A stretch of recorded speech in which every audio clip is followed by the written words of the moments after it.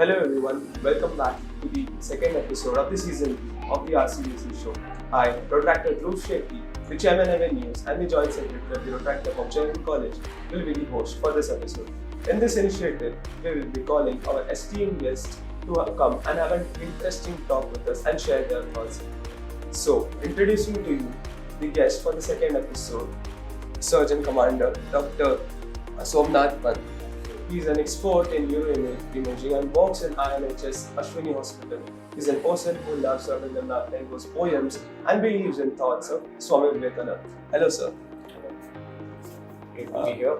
Thank you, sir.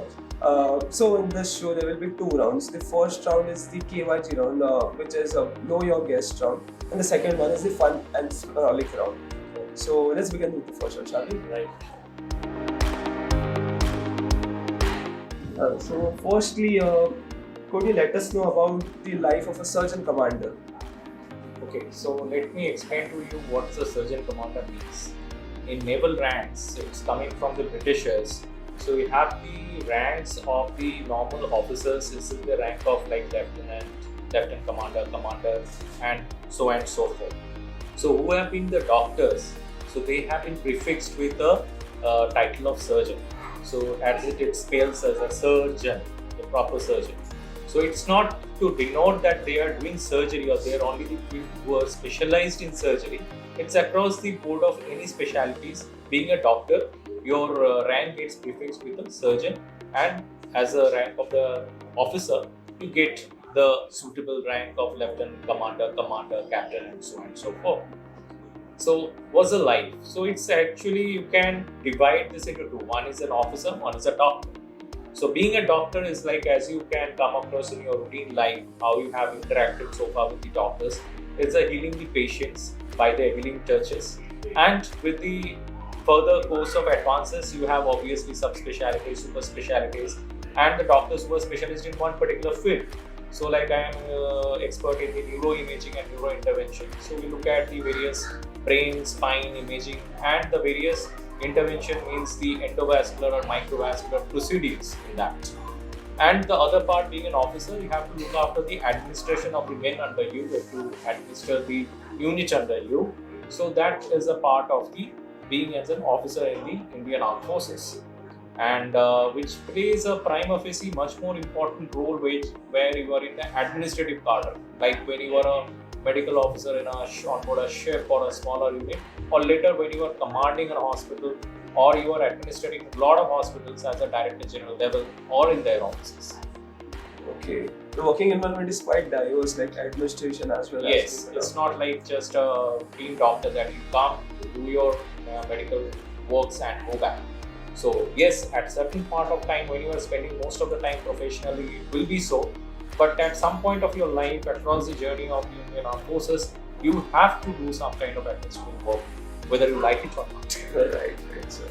So the next question which I would like to ask is like, how do you manage your professional life with your personal life?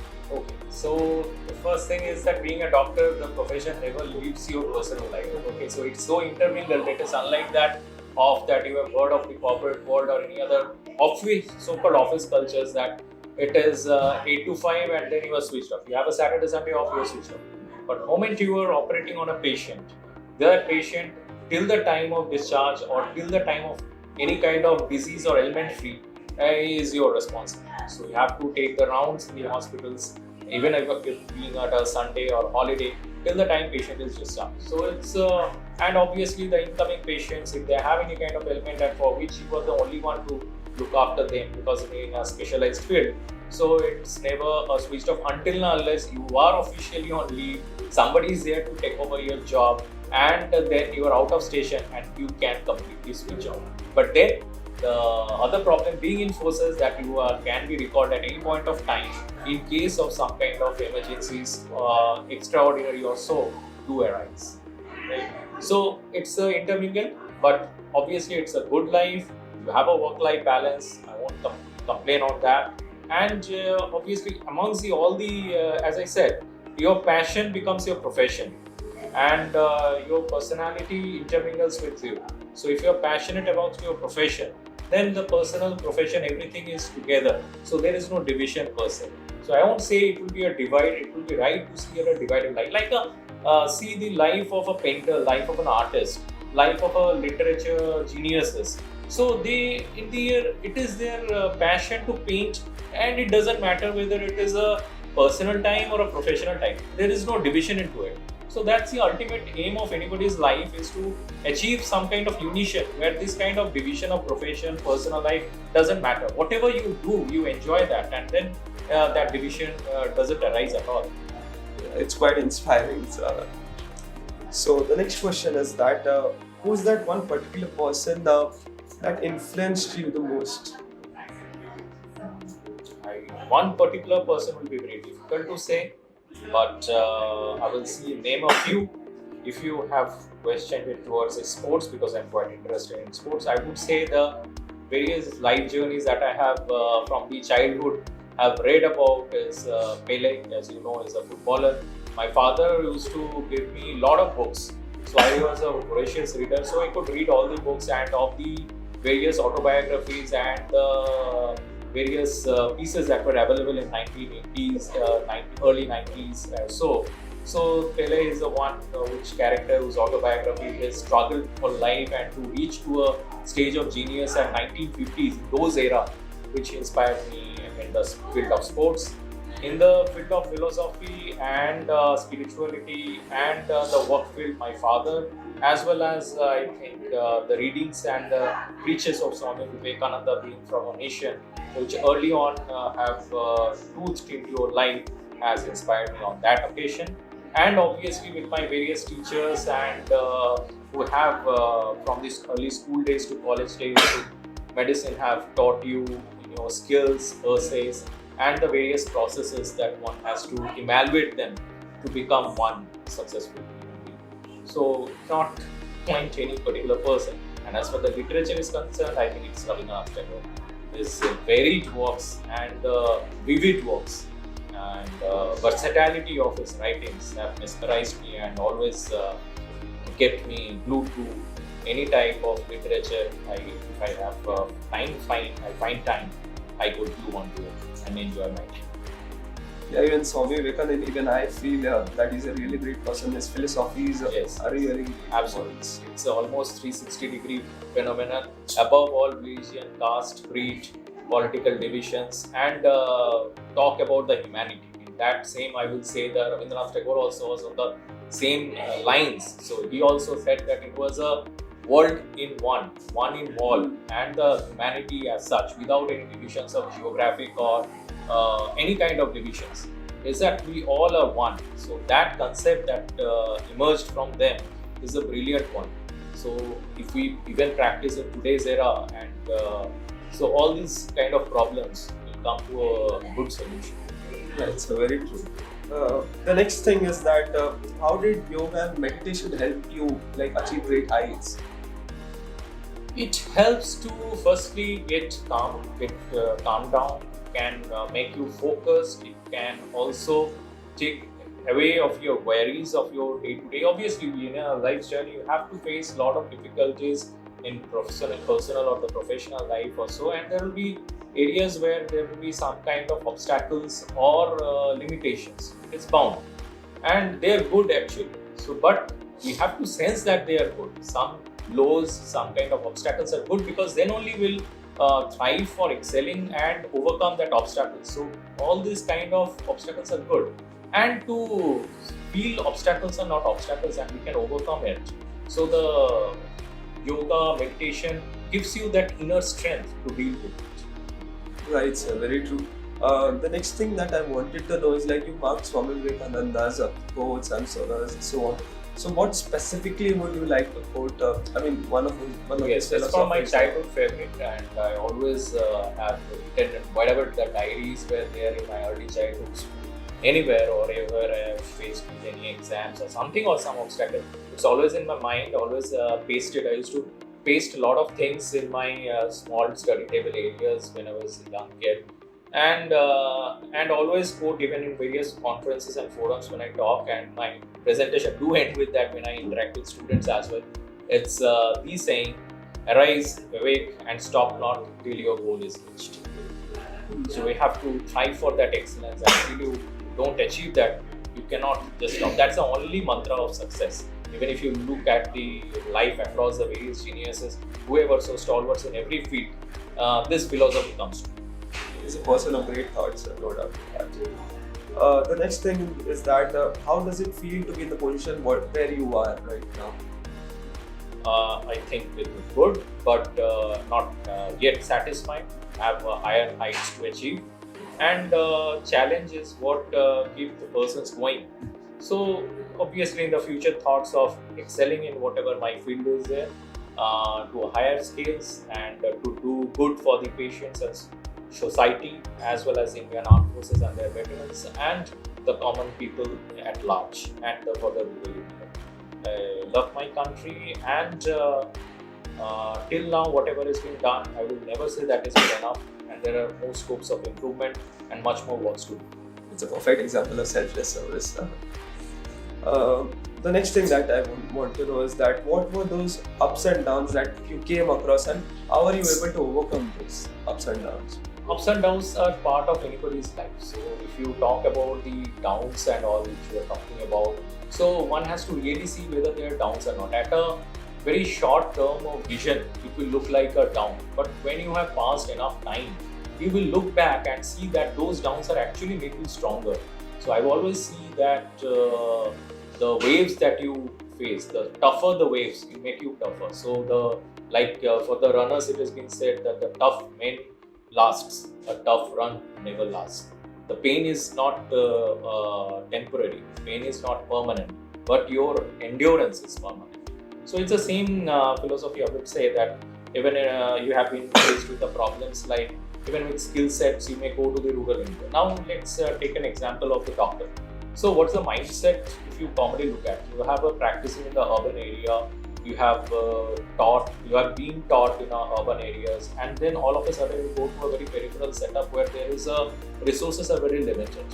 So for a specialty like ours, which is very much equipment dependent, like to give you an example, the radiological field is highly equipment dependent. Means that it requires high-end MRI machines, it requires a catheter lab to work in various kind of operations, and which are not easily available in a very rural settings. So I have been posted to a lot of rural areas as well. So that you can think of as a point of obstacle, in the sense that the lows that whatever you've been practiced, you may not be able to do that in those kind of settings. But that is an obstacle. Now how to overcome it? It's to see that what positive that you can do out there, what is best that you can do there. So what is best is that at the particular settings, with the finances that is available, how best you can equip that place to make a mark and to do the good for the good healthcare for the all and the rural population or those peripheral settings. So that one's a very important thing, and that thought and positive thought is always going to help the society and yourself, rather than being cocooned. I don't have anything, I can't do anything here, and being on a cocoon and limit yourself to a lesser self will never make your goals higher, neither it will impact the society higher, neither it makes that place take into a next step. So these are the obstacles that you can come across, and the best part is to look the best that you can do, and in a long way and in a retrospective manner, I think everybody would agree that the tough times are the best teachers for us. So looking at that, the lows are actually the highs, and highs are, it's okay, it's being there, one more, but you have to try for much more, in an excellence, and I think the question I can reverse, the lows are actually the highs. You have to overcome that and learn from that. I'm sure that the viewers were watching this video out of gonna find it really very much helpful, inspirable, and so on. Yeah, the next question is whichever you feel you be in, you have some great memories. So what are those great memories that you had? Okay, to start with, let's go back to early days. Let's start with sports. I'm a very sports loving person, so it's a school tournament. We are in a school team, and early days, those inter-school, those are very crazy things that you have to win. So we are one of the final matches, and so it's a do or die moments. So you want to win for your school, and it was a very tough game. It's a match of football. So we scored the first goal. The other people then scored from a free kick to me as a goalkeeper, and then it became 1-1. And held on to our nerves. We saved a lot of good shots from the goal and protected our bar. And at the extra time, we could manage another goal and won that tournament. So that's the first joy of a child or a kid that you can think of. That's a very memorable moment. I can still see each and every ball coming to me, every ball that has been saved, and every player that has played on that tournament and that particular final match very vividly. That is one. And as far as the professional field is good, whatever the higher heights we have gone, but what is still the memory very lovely, very deep in my mind is as a young days of when I was 25 years old or so. We are sailing in a ship, and that ship was sailing off coast Sri Lanka area in a very tough seas time, and we had a patient. It was in 2005 or 2006. So we had a patient who collapsed and had running fever, had hypotension, maybe BP has fallen. So you can understand that in a small ship, in a very limited medical setup, you have a kind of a patient who actually require a kind of an ICU admission, intensive care admission. You have to deal with him, and with no investigations available on board, like you go these days with fever, anything, you land up with a lot of investigation to aid the doctors, and those times you don't have anything, no imaging facility, no lab investigation facility. So you and your patient. So you put across all your clinical acumen that you have, checking for pulses, looking for the one fine history, and get to the right diagnosis and give whatever the best possible treatment. And somehow I feel that patient was about to die, and we could save them on board ship for 5 days and give the saline going, give the correctly diagnosis. The diagnosis was actually an Addison's disease, which actually come across on the lab investigations. But very specific history, good history taking, good clinical acumen could detect that on board without those facilities and could treat him correctly and get him back into shape. So, and it was a 23 years old sailor. So, and his life was perfectly became all right with the suitable treatment. That's the best memory as a young doctor, saving a young life, which is always very close to my heart. Yeah, no doubt. Like saving anyone's life is, I mean, the best memory of anyone's. The last question for this round, that is, with the kind of experience that you had throughout your life up till now, what would be your suggestion to the youths watching this video out there? I think to achieve something, you have to be patient, you have to be perseverance and hard work. You may think that some people are lucky getting away some things very easily, but it doesn't matter. If you just held on to your nerves, do the right things, and then you will achieve that goal. You may not get it in a day, it may not get in a month, it will just come at some point of time. It's gonna be a great use to the youth generations, and not only youths, I mean to each and everyone watching this video out there. So with this question, the round one comes to an end. So now let's begin with the second round, which is the fun of frolic round, shall we? Absolutely. So the first question is that the two things that you like to do when you are free. I like to run or swim and read books. Okay. If someone wrote a biography about you, what would be the title? I mean, what would you prefer to be the title to be?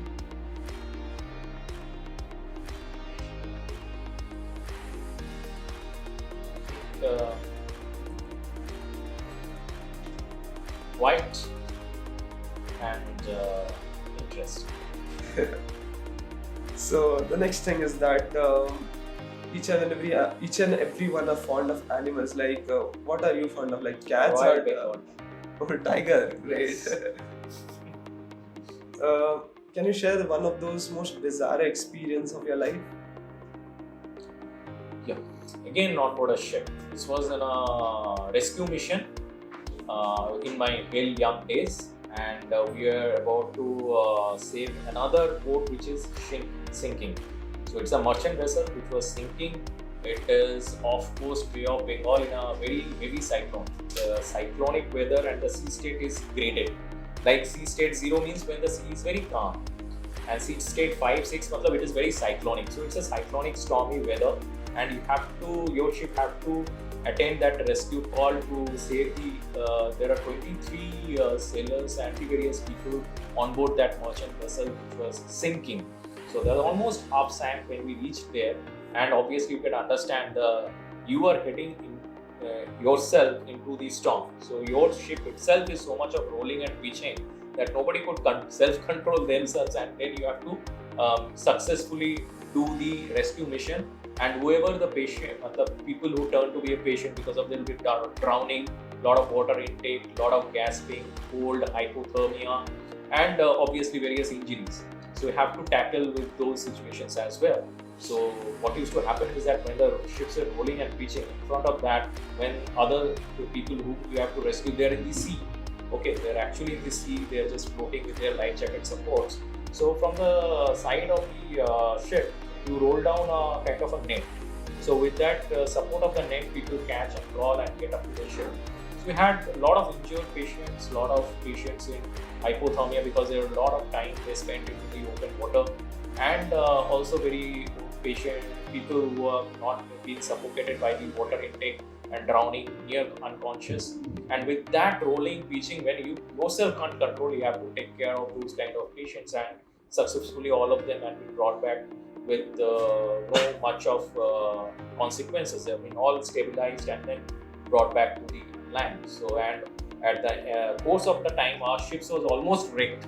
There's doors were getting broken, everywhere there is a water gush. It's a difficult, bizarre time, but we saved all of them and happily came back.